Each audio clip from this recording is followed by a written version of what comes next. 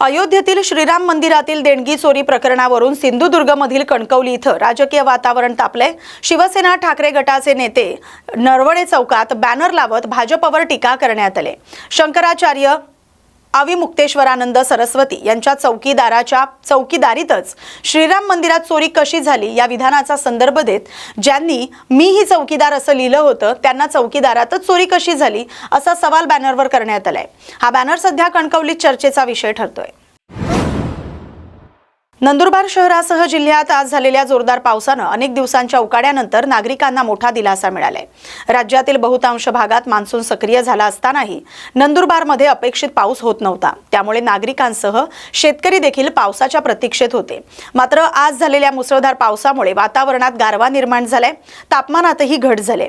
जोरदार पावसामुळे शहरातील अनेक रस्त्यावर पाणी साचले तर सखल भागांमध्ये पाणी तुंबल्यानं काही काळ वाहतूक विस्कळीत झाली आणि वाहन चालक तसंच पादचाऱ्यांची गैरसोय झाले। दरम्यान या पावसामुळे खरीप हंगामाच्या पेरणीच्या कामांना वेग मिळण्याची अपेक्षा शेतकऱ्यांकडून व्यक्त होते। हवामान विभागानं पुढील काही तासातही पावसाचा जोर कायम राहण्याची शक्यता वर्तवली। नांदेड महानगरपालिकेच्या सर्वसाधारण सभेत सत्ताधारी आणि विरोधकांमध्ये वादाचं वातावरण पाहायला मिळालं। सभेदरम्यान महिला नगरसेवकांना बोलण्याची संधी नाकारण्यात आल्याचा आरोप करत वंचित बहुजन आघाडीच्या महिला नगरसेवकांनी तीव्र निषेध व्यक्त केलाय। सभागृहात महिला लोकप्रतिनिधींना आपली भूमिका मांडू दिली जात नसल्याचा आरोप नगरसेविका कल्पना राक्षमारे यांनी केलाय। लोकशाही प्रक्रियेत सर्व नगरसेवकांना समान संधी मिळणं आवश्यक असताना महिलांच्या आवाजाला दाबण्याचा प्रयत्न होत असल्याचा दावा त्यांनी केला। दरम्यान या आरोपांवर सत्ताधारी पक्षाकडून अद्याप कोणतीही अधिकृत प्रतिक्रिया आलेली नाही। सर्वप्रथम तर आज झालेल्या नगरपालिकेच्या सभेचा मी तर जाहीर निषेध करते, कारण की अशा सभेमध्ये जिथे महिलांना बोलण्यासाठी एक संधी सुद्धा दिली जात नाही, अशा देशामध्ये म्हणले जाते की महिलांना 50% आरक्षण आहे।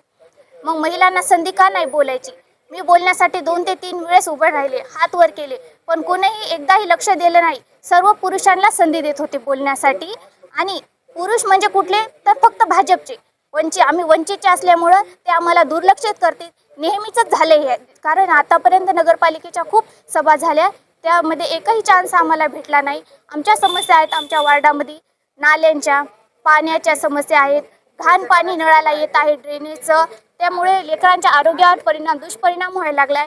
आमच्या वार्डात असलेल्या नगरपालिकेच्या शाळा ते इमारती गळायला लागल्यात, खाली फरच्या फुटल्यात, तर खालून फरच्यातून पाणी यायला लागले। आम्हाला हे बोलण्याची सुद्धा इथं संधी नाही, म्हणून आम्ही असल्या सभेचा जाहीर निषेध करतो। सिंधुदुर्ग जिल्ह्यात गेल्या 2 दिवसांपासून सुरू असलेल्या मुसळधार पावसाचा फटका आता धार्मिक स्थळांनाही बसू लागलाय। बांदा परिसरातील शेर्ले गावातील ग्रामदैवत श्री रवळनाथ मंदिराचं दर्शनी छप्पर सततच्या पावसामुळे कोसळल्याची घटना घडली। सुदैवानं हा प्रकार घडला त्यावेळी मंदिर परिसरात कोणीही नसल्यानं मोठी जीवितहानी टळली। या दुर्घटनेत मंदिराच्या दर्शनी भागाचं नुकसान झालंय। घटनेची माहिती मिळताच ग्रामस्थांनी घटनास्थळी धाव घेत पाहणी केली। दरम्यान मुसळधार पावसामुळे परिसरातील जनजीवन विस्कळीत झाले, तरी देखील तेरेखोल नदीच्या पाणी पातळीतही मोठी वाढ झाली। नदीला पूर आल्यानं प्रशासनानं नदीकाठच्या नागरिकांना सतर्क राहण्याचं आवाहन केलंय। पुढील काही दिवस पावसाचा जोर कायम राहण्याची शक्यता हवामान विभागानं व्यक्त केली आहे। या बातमीसोबतच महाराष्ट्र बुलेटिनमध्ये आता इथेच थांबतोय। अशाच महत्त्वाच्या बातम्यांसाठी पाहत राहा न्यूज मराठी 24/7। नवा भारत, नवा विचार।